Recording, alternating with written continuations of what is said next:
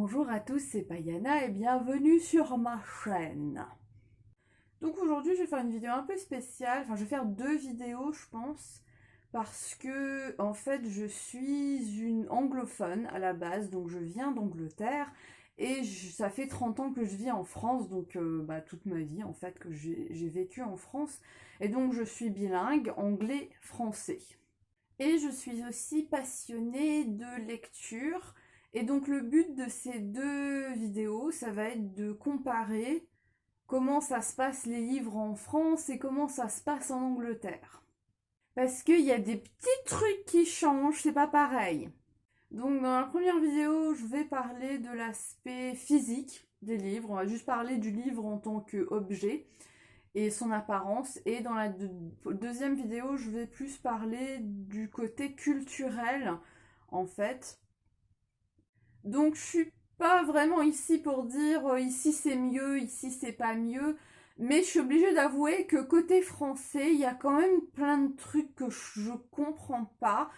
Je suis pas spécialement ici pour dire que c'est mal, mais il y a des trucs qui me chiffonnent, on va dire. Donc le premier truc, c'est pourquoi est-ce qu'on trouve pas beaucoup de livres reliés? En fait, on a surtout, quand ça sort, le premier format qui sort, c'est le brochet. Donc le brochet, c'est-à-dire le livre qui est collé, en fait, il est comme ça. Ça, c'est un brochet. C'est-à-dire que la couverture, elle est en carton flexible, on appelle ça soft cover en anglais, donc la couverture qui est molle. Et donc c'est ça qui sort en premier.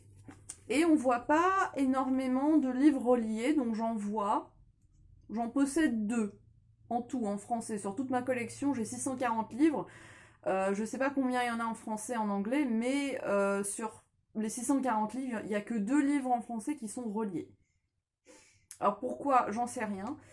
Parce que quand même, en Angleterre, le premier format qui sort en général, donc ça ressemble à ça. C'est un livre qui est relié. Donc relié, c'est-à-dire il est pas collé en fait, il est cousu. Je sais pas si vous voyez ce que je veux dire. Et la couverture, qu'est-ce que c'est que ça? Et la couverture, donc on appelle ça un hardcover. Donc elle est dure en fait. Elle est en carton, mais elle est rigide. Et il y a la couverture qui vient se mettre par-dessus comme ça. Et c'est magnifique quand même en anglais de faire ça, en Angleterre, ça se fait aux États-Unis aussi, parce qu'il y a vraiment des belles choses, hein. On trouve des choses comme ça, avec la couverture qui est du coup elle est en plastique transparente, et en dessous ça ressemble à ça. Donc il y a moyen de faire des super belles choses, et on trouve pas ça en France en fait. Et c'est dommage. Donc en fait, ce qui se passe, c'est qu'il y a le relié qui va sortir donc en premier en Angleterre. C'est pas toujours le cas, ça dépend des maisons d'édition. Mais dans les grandes maisons d'édition, en général, c'est comme ça que ça se passe. C'est-à-dire qu'il y a le relié qui sort en premier, après le brochet et après le livre de poche. Alors qu'en France, c'est brochet, livre de poche. Et il n'y a pas trop. Alors ça existe, les reliés, j'en ai vu.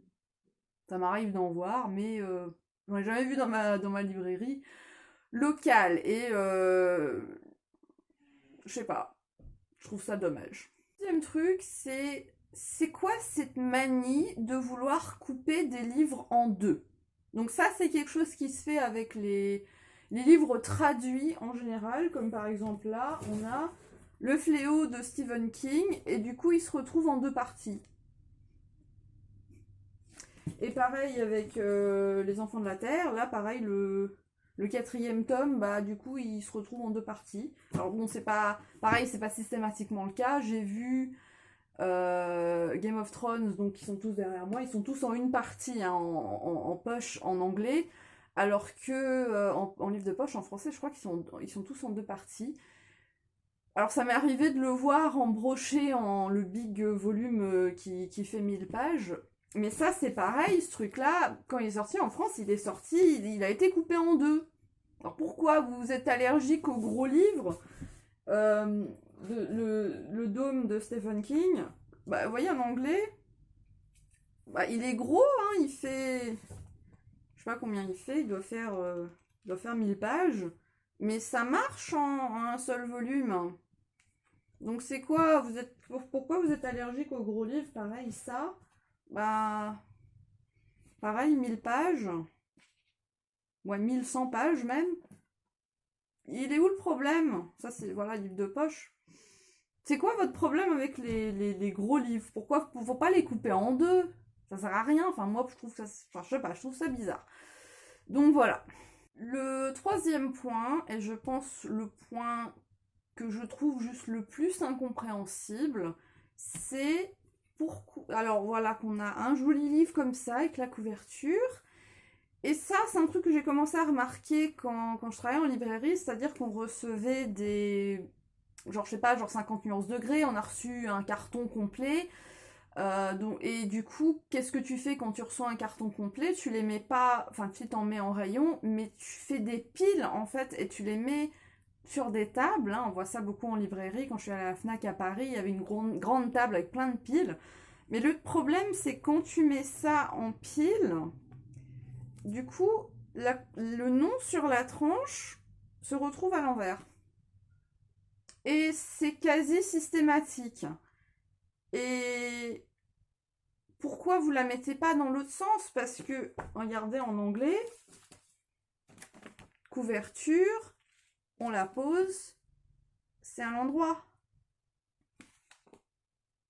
Et c'est, je dis quasi systématique parce que j'en ai trouvé. Hein, y a des maisons d'édition qui le font, qui mettent les titres dans l'autre sens sur la tranche. Donc ça là, c'est Nuit d'avril, Grasset et City Poche. Du coup, ils les ont mis dans l'autre sens. Et du coup, quand on les met en pile, bah, ils sont à l'endroit. Parce que... Enfin, je sais pas, mais et je vois ça beaucoup, surtout dans les blogueurs qui mettent regardez tout ce que j'ai lu ce mois-ci, j'ai fait une belle pile de tous les livres que j'ai lus ce mois-ci avec une belle photo et du coup tous les titres sont à l'envers. Why? C'est juste un truc que j'ai jamais vu en Angleterre parce que là regardez, tous les Anglais, ils sont tous à l'endroit et même quand il s'agit de les mettre sur une étagère, enfin je sais pas, mais moi je trouve ça plus facile à lire de haut en bas comme ça en fait, dans ce sens-là. Parce que là, du coup, tu lis de bas en haut. Pardon, de bas en haut. Et je sais pas, j'essaie de demander à des professionnels s'il y avait une raison derrière et j'ai pas vraiment eu de réponse en fait. Mais c'est quasi systématique et je comprends juste pas. Si quelqu'un sait c'est quoi la logique derrière ça, vu que c'est quand même quelque chose qui se fait beaucoup, bah, j'aimerais bien savoir, parce que je trouve que c'est pas logique, mais alors du tout. Voilà, donc c'est la fin de cette vidéo sur... donc là, c'était juste l'aspect physique des livres. Et donc, je vais revenir bientôt pour faire l'aspect culturel.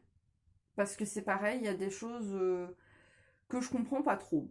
Enfin, si, je pense que ça a plus de sens. Ça s'explique plus facilement, en fait. Donc voilà, je vous dis à la prochaine. Bisous!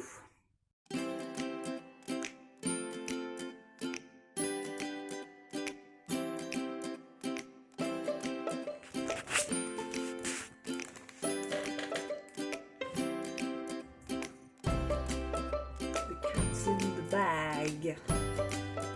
On dit en anglais le chat est dans le sac, ça veut dire t'as un secret dans un... Enfin t'as un secret en fait, il y a the cat out of the bag, ça veut dire l'idée du secret. Voilà. Donc le chat est dans le sac. C'est quoi ton truc?